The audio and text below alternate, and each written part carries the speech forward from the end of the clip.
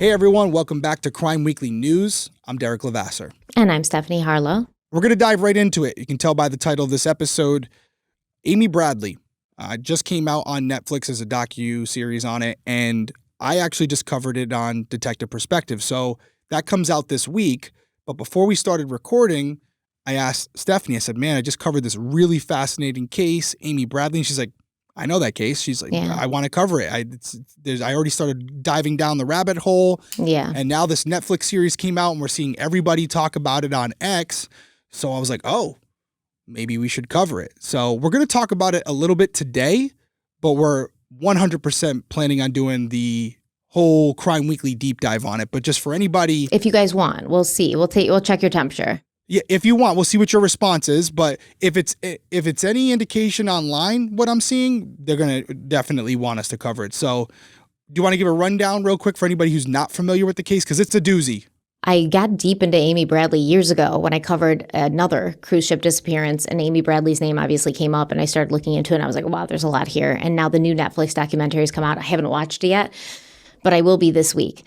So here's the basic rundown. Amy Bradley, she disappeared on March 24th, 1998 while on a Royal Caribbean cruise with her family. The cruise ship, Rhapsody of the Seas, was traveling between Aruba and Curacao. And her father last saw her sleeping on the balcony around 5:30 a.m., but then she was gone by 6 a.m. So this was the Rhapsody of the Seas. Like I said, March 21st, 1998, it departed San Juan, Puerto Rico for Aruba. March 23rd, the ship departed Aruba, headed towards Curacao. And on this evening, Amy and her brother Brad were socializing. They were at the nightclub. They were dancing. Disco. The disco club. Now, the early morning hours of March 24th, 1998, that's when Amy's father, Ron, saw her on the balcony around 5:30 a.m. She was gone by 6. After 6 a.m., the ship's crew was alerted about Amy's disappearance. They started searching. Later that day, the ship arrived in Curacao. The search continued, and over the next few days, the Coast Guard in the Netherlands, they conducted a 4-day search. Yeah, there was a warship out there looking for them. It was all hands on deck. There were things that didn't go the way they should have. Correct. You know, the passengers were let on and off the Specifically ship. on the ship, yes. Yeah, they were not locked down, which obviously we know not a great thing if you have someone missing. So listen, this is why we have to do this deep dive, because we're going to give you a little taste here, but Stephanie and I are not going to agree on this one. I definitely want you guys to listen to Detective Perspective. I give you my opinion on what I think happened. Stephanie knows we're not in agreement on it. And even this little thing that you just said, as far as the ship's handling of the initial alert of a missing person, we can actually dive into that today because you make an interesting point and a lot of people agree with you. So everything you just said, we're caught up there. The Bradleys get up and Ron goes downstairs to the help desk. And I believe Brad was with him as well, although he might have went to the pool deck. But either way, they go down to the help desk and they say, listen, our daughter, we haven't seen her in about an hour. We can't find her. Can you help us? And their initial response is, because it's very early in the morning, is it's too early. They don't want to put an announcement over. Yeah. And they do eventually put that announcement over, but it's not till about 7:50 a.m. And the announcement was more generic, like, hey, Amy Bradley, if you're hearing this, please come to the help desk. Your family's looking for you, right? And what you just said there, where they were at Curacao and they were letting people disembark, the Bradleys were like, please don't let anybody off the ship, because obviously now you're opening a can of worms. If there's anything going on, people can get away. And I don't disagree with that, but this is our first question I'll pose to you guys, because although I understand it, I've been on a few cruises. I'm sure there's a lot of people who are listening or watching right now. They've been on a lot of cruises. And just step back. Let's take emotion out of this for a second. Some adults come downstairs. They say their adult daughter was in the room, and then they can't find her right now. There's no indication that she's in any harm or that she's being held against her will at this point. Are you capable, are you as a business going to shut down the whole cruise ship where all of thousands of these people who are on the boat, who are planning on getting off in Curacao, just for this, are you locking down the boat? And I'm not trying to sway you. I'm asking you, Stephanie, but also everybody listening and watching right now. With that limited information, we're not talking about a child. We're talking about a grown adult who could be off with someone in their room. I'm not trying to be crass here, but there's a lot of reasonable explanations why Amy at this point may not be answering them. So, yes, that's why the announcement should have been made immediately. Agreed. That way, before you even Agreed. docked in Curacao, you've had, Amy could have emerged and been like, oh, you're looking for me, or No someone pushback. who had seen her.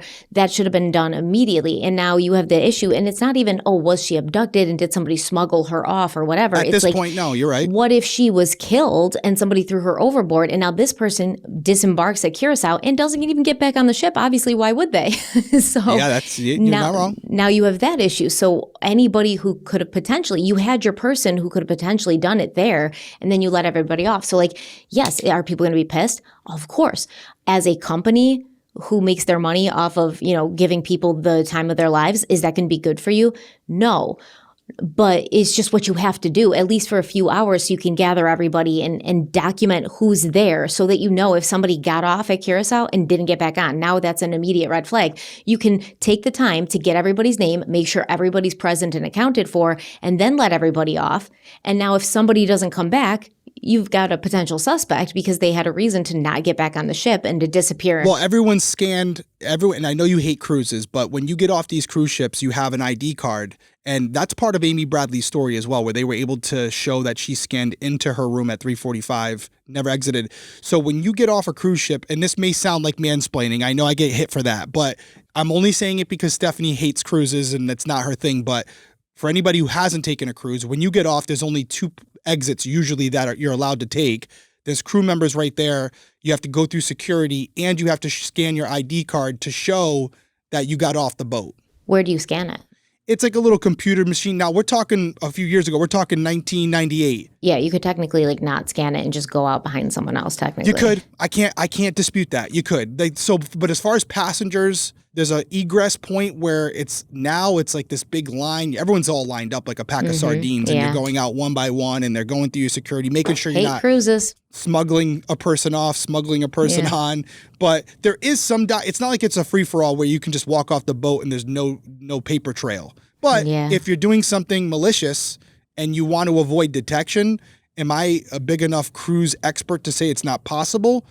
No, I'm not. Especially if you were potentially a crew member, right? You would know the crew in and members, outs. and the crew members probably have different exits off the boat, or they don't have to go through the same process. And in this case, some of the theories surround potential crew members or employees who could have been, at fault for this. So, yeah, there's a lot of holes here. I can't wait till you get into this, because there's going to be a specific guy we're going to talk about. His name's Alistair Douglas, and he goes by Yellow. Yeah. And I'm only putting the his band guy, right? He's a member of the band Orchid, I believe is the name. And listen, I'm not saying anything you guys aren't going to find out on your own. Brad is active on X right now. That's Amy's brother. He's put in photos and a lot of tweets out there about Alistair. He's not holding any punches back. Well, Brad saw his sister Amy dancing with Alistair Correct. at the nightclub that night. So, and they said he got a little quote unquote too close. Yeah, there's something suspicious that Brad feels is going on here. So yeah. Yeah, so he's been very vocal about it. Now, you guys will learn. We're gonna definitely do this, because there's gonna be a lot of things that we agree on, but definitely some other areas that we don't. But Amy was gay. That was a whole different can of worms that we'll save for the deep dive, but parents weren't fond of it at first. They basically said they were disappointed in her. So there's some issues there where we don't know what the dynamic was amongst the family members at that point. And I say this also because Alistair was allegedly coming on to Amy, and she clearly wasn't interested for the obvious reason that I just said, right? She wasn't attracted to him. And there is definitely documentation, or at least accounts from Brad and Ron, that she left him. Alistair went one way, she went another. Nobody is disputing the fact that she made it back to the room after being with Alistair, or at least hanging out with him in the band, and she got there around 3:45. What's really crazy about this story is that we're talking about a 30-minute window where Amy's father very fast, sees her. She's sleeping on the balcony. Well, some people have said maybe. See, that's not. Some people have said maybe that wasn't Amy. Or no, maybe Ron said it was. Ron said it's his daughter. I know, but some people say maybe it wasn't her. Maybe he just saw her flip flops. Yeah.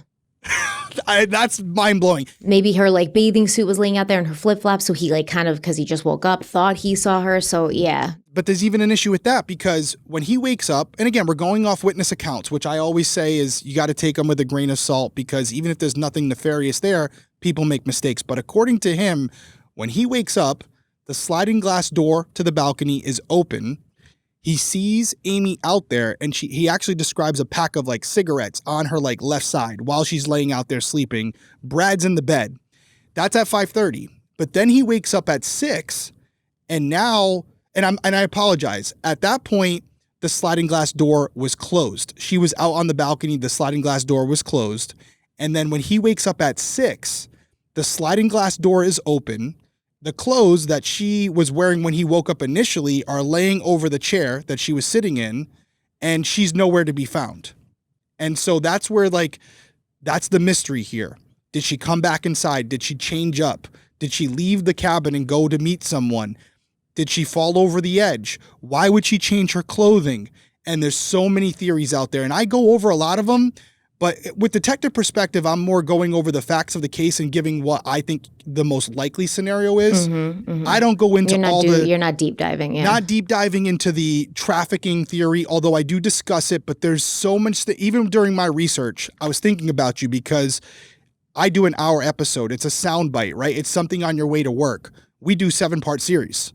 We could spend an entire episode on just the trafficking theory because absolutely. There's multiple witness accounts that say they saw her in Curacao. The pictures, like... Yes, there's so much. It's crazy. This case is crazy. Yeah, it is. So we should cover it. If you guys want us to, let us know. Give us a vote in the comments. Let us know if you've seen the Netflix special. Let us know if you kind of want to know more. I would love to do this because, like I said, I've already got notes. I've already been...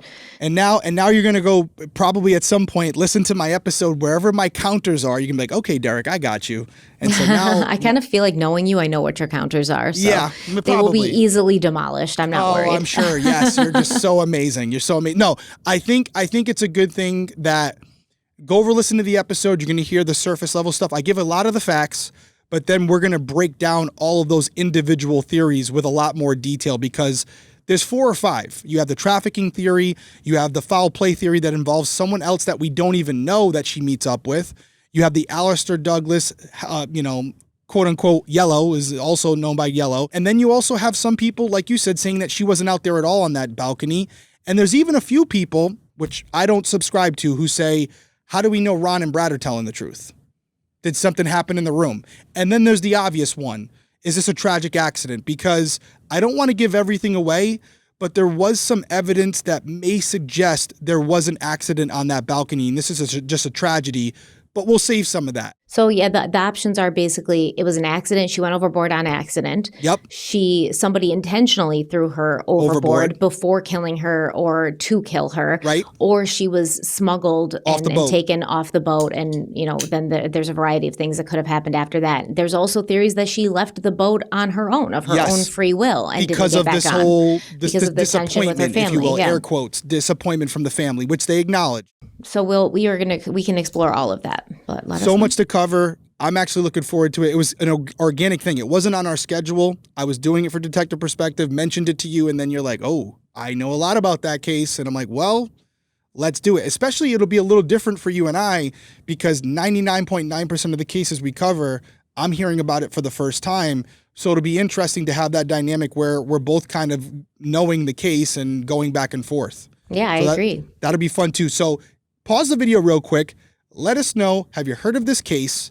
And if you're on audio as well, you can leave a comment or a review. Let us know if you've heard of this case and what do you think?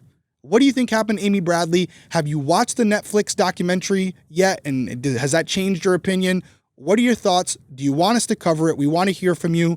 Anything else for this Crime Weekly news, Stephanie? No, I think that's it. And I'm actually really looking forward to seeing the comments and seeing, do people want us to talk about this? I hope so. I'm pretty sure you guys are going to be like, yes, absolutely. We also we'd have to do some shuffling of the schedule, but yeah. Yes. Well, we also saw their comments about Amelia Earhart, and we're going to do that one more than likely as well. It may be pushed down a little bit. We have CrimeCon coming up and all that, but it's good. It's good to hear what you guys want to talk about, what you want to learn about, because it makes us more engaged as well. If it's something you're interested in, we get fired up by that. We feed off of that. So I think it'll be fun. We're seeing all the comments, reviews. Thank you so much. Keep subscribing. Turn your notifications on for the CrimeCon giveaway. Jackie has gotten in touch with us. So Jackie officially has those tickets, but we're going to be giving away 2 more. So if you're not already subscribed with notifications on on Apple Podcasts or Spotify, please go do so. We'll be back later this week with Titan Part 3. We're not going to even tell them the title yet. You're very excited about this title. She called me. What time did you call me at about this title? It was early because I was at work. I just started writing Part 3 last week. And then I found this it was this little hidden kind of interview with Stockton Rush in a 3-part series of somebody who actually, talked to Stockton and went on the support ship and even went in the submersible for a little bit. But Stockton said something in there, and then I was like, oh my God, I cannot believe this guy said this. And then I came up with the title of the episode. And so, yeah, I'm excited. Derek, I have to tell you this. And then you were like, whoa. I was like, whoa. So I had validation. I was like, that was pretty good. Yeah. I'm like, that's pretty good. And we weren't sure if this was going to be 2 or 3 parts, but this will be the third and final part of the series. Yep. People, again, thank you for the comments on it. It seems like you guys are, I hate to use the word enjoying, but getting something out of it, I guess would be the proper way of describing it. So we really appreciate it. We'll be back later this week. Until then, everyone stay safe out there. Have a good night. Bye.